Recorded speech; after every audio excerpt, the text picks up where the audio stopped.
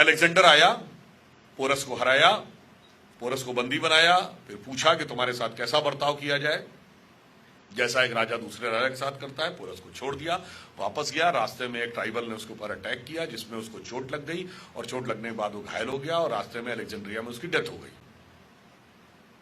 यही हम लोगों ने हिस्ट्री में पढ़ा है ना। पहली बात, भारतीय इतिहास में अलेक्जेंडर के आक्रमण का कोई उल्लेख नहीं है, सारा उल्लेख ग्रीक हिस्टोरियंस की तरफ से। दूसरी बात, दुनिया में कोई और उदाहरण आपको याद है जब जीतती हुई फौज वापस चली गई हो? और अलेक्जेंडर जो मैसिडोनिया से लेकर पर्शिया तक जिस राजा को जीता, उसका सर धड़ से अलग कर दिया, और यहीं उसके हृदय में इतनी करुणा उत्पन्न हो गई कि उसने पोरस को छोड़ दिया। तीसरा, विश्व विजय करती हुई लौटती सेना पर कबीलों ने अटैक कर दिया।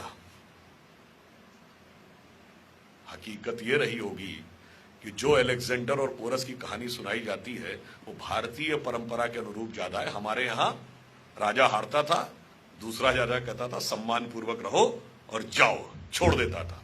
जैसे पृथ्वीराज चौहान ने मोहम्मद गोरी को कई बार छोड़ा। कर्नल जेम्स टॉड, जिन्होंने एक बुक लिखी है annuls and antiquities of Rajasthan, उन्होंने लिखा है कि भारत के जो हिंदू राजा थे उनके लिए युद्ध जीवन मरण का प्रश्न नहीं होता था, शक्ति प्रदर्शन के टूर्नामेंट की तरह होता था। वो स्पोर्ट्समैन स्पिरिट से युद्ध लड़ते थे, युद्ध खत्म होने के बाद छोड़ दिया करते थे। लॉजिकल ये है कि अलेक्जेंडर हारा होगा, बंदी बनाया गया होगा, पोरस ने उसको छोड़ दिया होगा, और हारी हुई फौज पे ट्राइबल्स अटैक करते हैं। हॉलीवुड की मूवी देखिएगा, अलेक्जेंडर, उसमें दिखाया गया है कि वो हार गया था और युद्ध में घायल हुआ, और उसके बाद सुनिए, एक हारी हुई फौज जा रही थी जिसका राजा रास्ते में मर गया। अब वो फौज जो बड़े जलवे से निकली थी अपने देश से कि विश्व विजय करने जा रहे हैं, क्या कहानी सुनाती अपनी जनता को कि हम गए, हार के वापस आ गए, और राजा रास्ते में मर गया। उसे कुछ तो बताना ही था कि हम क्यों वापस आए। तो कहानी उसी हिसाब से बनाई गई, और धीरे धीरे हमको ये बात समझ में आ गई। दूसरा उदाहरण देता हूं, Aryan invasion theory. Aryan invasion theory कब आई? 1850 के आसपास। क्यों आई 1850 के आसपास? Sanskrit is the mother of all the languages, ये कहने वाला कोई हिंदुस्तानी नहीं था, सर विलियम जोन्स थे, जो कि ये कलकत्ता हाई कोर्ट के जज थे ब्रिटिश टाइम में, जिन्होंने Royal Asiatic Society of Bengal बनाई। पर उन्होंने ये सिद्ध कब किया? 1780 और 90 के आसपास। अब ये फॉरेनर्स के लिए बहुत बड़ा झटका था कि आप तो हुकूमत कर रहे हैं और आप जिसको गुलाम बना के बैठे हुए हैं उसकी लैंग्वेज की सुपीरियरिटी आपसे ज्यादा है। फिर उन्होंने कहा भारत एक देश था ही नहीं कभी, it was never a United country. तो 1837 में जेम्स प्रिंसेप ने अशोक का साम्राज्य खोज लिया। अब ये पता चला कि इतना बड़ा एंशिएंट एम्पायर था, बर्मा से लेके और अफगानिस्तान तक, एरिया में यूरोप के बराबर, आबादी में यूरोप से डबल, इजिप्ट से लेके जापान तक उसका इंपैक्ट था। तो अब क्या करें? अब तो पॉलिटिकली भी हमसे सुपीरियर दिख रहे हैं, नॉलेज में भी हमसे सुपीरियर दिख रहे हैं, लैंग्वेज में भी हमसे सुपीरियर दिख रहे हैं। तो अब एक ही तरीका है कि ये सुपीरियरिटी हम लेके आए थे, और वहां से आर्यन इन्वेजन थ्योरी आकर खड़ी हो गई। तीसरी फॉल्ट लाइन हमारे यहां बनाई जाती है, दलित समाज को स्थान नहीं दिया जाता था, उनके साथ बहुत भेदभाव किया जाता था। मैं पूरी विनम्रता से पूछना चाहता हूं, भारतीय संस्कृति के दो सबसे बड़े महाकाव्य, रामायण और महाभारत, दोनों के रचयिता कौन? महर्षि वाल्मीकि। आज की परिभाषा के अनुसार जो वाल्मीकि समाज है वो किस कैटेगरी में आता है? दलित। महर्षि वेदव्यास कौन? आज की परिभाषा के अनुसार कौन? शहरी समझा जा सकता है। और अगर यह सत्य था तो संत दादू, संत नामदेव, संत रैदास, संत कबीर, दक्षिण भारत के संत थिरुवल्लुवर, ये सब उस वर्ग में पैदा होकर सम्मानित संत हुए। रानी झलकारी बाई, ऊदा देवी पासी, राजा बिजली पासी, राजा भी हुए। और यथार्थ कई बार हम लोगों से ऐसा घुमा के छुपा दिया जाता था कि कई बार हम समझ ही नहीं पाते थे कि इसमें फैक्ट क्या। जैसे हम और आप सब ने सुना होगा जब गुड़गांव का नाम गुरुग्राम किया गया तो बहुत से रैशनलिस्ट खड़े हो गए, ये द्रोणाचार्य के नाम पे गुरुग्राम क्यों करना, इन्होंने तो एकलव्य का अंगूठा कटवाया था, और एकलव्य तो दलित था, उसके साथ बहुत बड़ा अत्याचार किया गया था। कहीं ना कहीं हम सबके भी दिमाग में ये बात है, ईमानदारी से अगर हम कहें, हमारे पास उसका कोई रैशनल उत्तर नहीं है। आप लोगों को भी ऐसा लगता होगा ना। और उसका कारण जानते क्या है? महाभारत में एकलव्य का उल्लेख कहां है? आप लोगों में से कितने लोगों ने पढ़ा है? हमारे में से 99 लोगों ने वो नहीं पढ़ा। इवन चैप्टर भी नहीं पता होगा किस चैप्टर में एकलव्य का उल्लेख है। एकलव्य का उल्लेख महाभारत के वन पर्व में आता है। जब वो घटना है ना कि वो कुत्ते के मुंह में इतने सारे बाण थे और जब निकाला तो एक भी जगह पे उसके खून नहीं लगा हुआ था, तो अर्जुन चकित हुए कि इतना बड़ा धनुर्धर कौन आ गया। तो वो एकलव्य प्रकट होता है और द्रोणाचार्य उससे पूछते हैं तुम्हारा गुरु कौन है?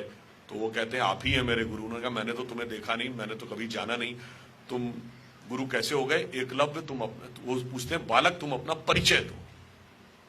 तो एकलव्य कहता है मैं मगध नरेश जरासंध के प्रधान सेनापति हिरण्यधनु का पुत्र एकलव्य।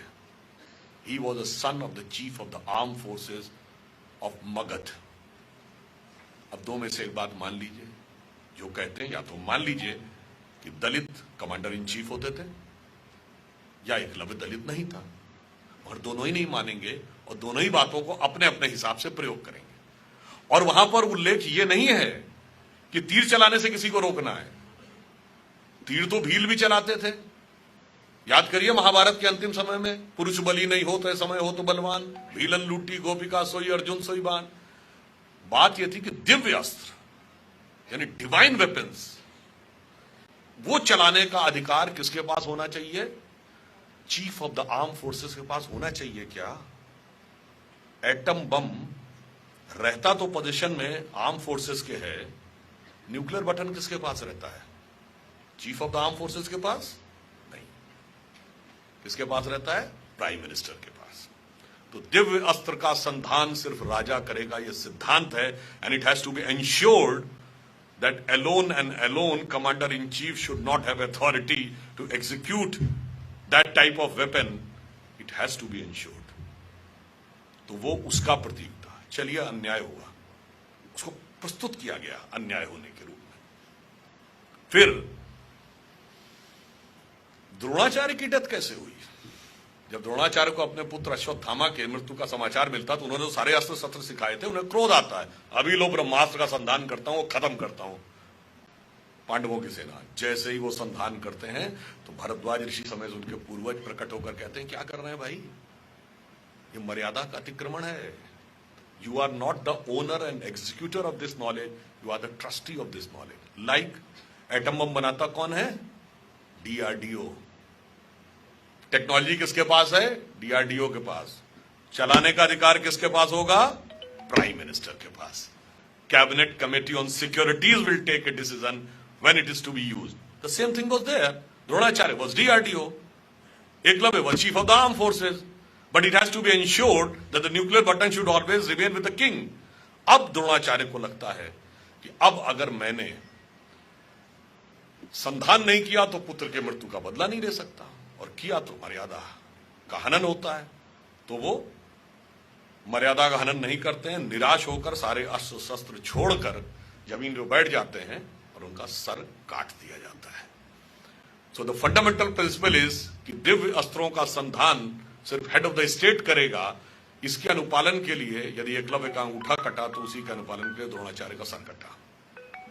मगर चूंकि हम लोगों ने वो चीजें पढ़ी नहीं और अपने हिसाब से वो चीजें जो हमें बताई गई उससे हम कहीं ना कहीं वो लोग जो एजेंडा था ना कि हम ग्लानि हमारे अंदर होनी चाहिए, वो सेटल हो गए।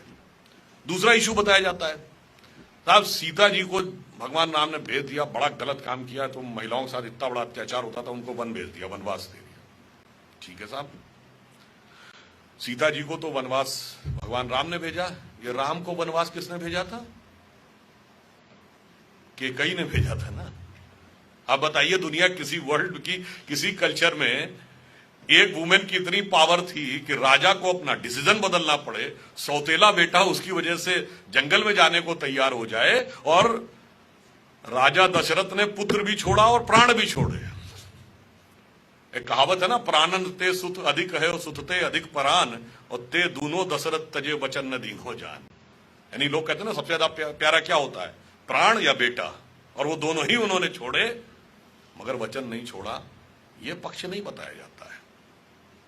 क्योंकि माता पिता कहने में मां बेटा तो कोई ना कोई किसी का होगा, वर्ग नहीं है जिसमें डिवीजन किया जा सके। द्रौपदी को जुए पे लगा दिया है तो बहुत गलत बात थी। उससे पहले 5 भाइयों को भी तो जुए पे लगाया।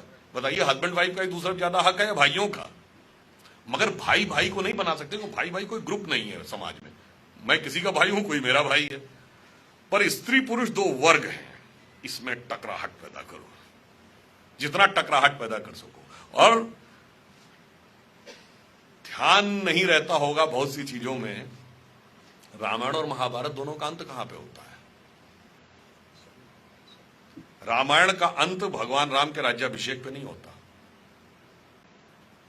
जब अश्वमेध यज्ञ का घोड़ा लवकुश पकड़ लेते हैं, भगवान राम की सारी सेना को परास्त कर देते हैं, भगवान राम स्वयं युद्ध करने के लिए आते हैं, तब सीता माता आके कहती हैं युद्ध मत करो, ये तुम्हारे पिता हैं। तब भगवान राम अपनी गलती पर पश्चाताप करते हैं, उनसे कहते हैं कि आप वापस चलिए। सीता जी नहीं जाती हैं और धरती में समा जाती हैं। This is the end point of Ramayana. And end point of Mahabharata क्या है? युधिष्ठिर के राज्याभिषेक से नहीं, न यादवी वंश के समाप्त होने से। भगवान कृष्ण की मृत्यु द्वारका में बहिलिये के द्वारा तीर लगने से क्यों हुई थी? गांधारी के श्राप से, कि जैसे मेरे पुत्र की मृत्यु हुई ऐसे ही तुम्हारी मृत्यु होगी। इसका अर्थ क्या हुआ?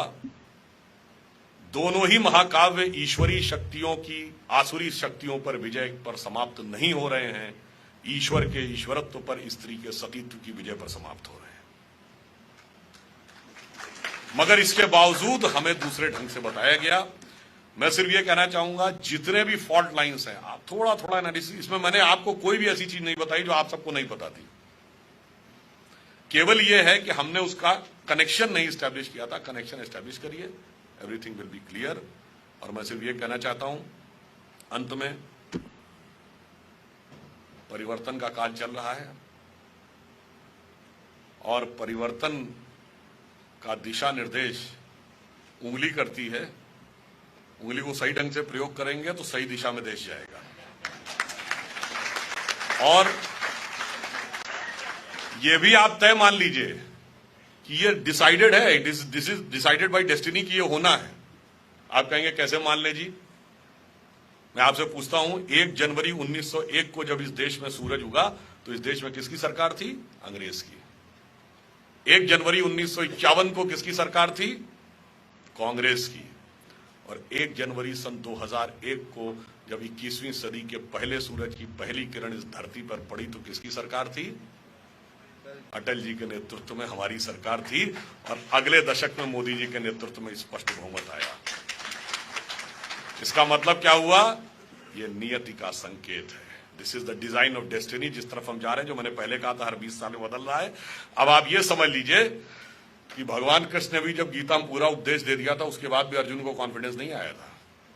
जब तक भगवान ने विराट रूप दिखाकर कहा देखो ये तय है, ये होना है और तुम्हें राज करना और इन्हें जमीन पे पड़े होना है, तो अर्जुन ने कहा महाराज जब ये तय ही है तो फिर काहे बात का खून खराबा करना, आप पलक झपकाइए और ये सिंहासन पे मैं बैठा हूंगा, ये जमीन पे पड़े होंगे। तो भगवान कृष्ण ने कहा देखो तय तो है, मगर मिलेगा कर्म के सिद्धांत के अनुसार, हम उसे बदल नहीं सकते। इसलिए डेस्टिनी तय है, बदलना तय है, बस आपको उतना काम करना है। जैसे आपके मोबाइल में कोई गीत रिकॉर्डेड है तो बजना तो उसका तय है, बस एक बार पुश बटन यूं करना है और आप देखिए उसके बाद बजना शुरू हो जाता है। इसलिए अंत में कहते हुए अपनी बात समाप्त करूंगा कि India is considered as the youngest nation in the world. This is truth, but this is half truth.